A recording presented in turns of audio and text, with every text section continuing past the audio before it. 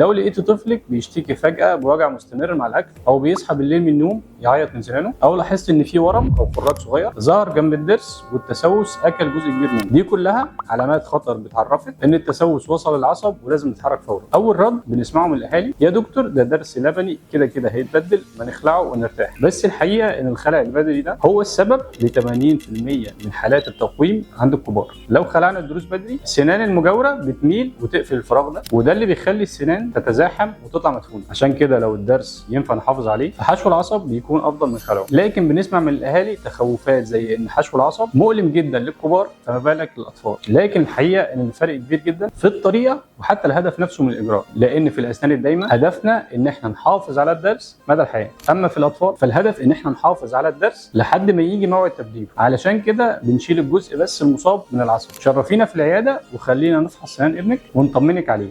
عيادات دكتور علي، الابتسامة اللي تستحقها.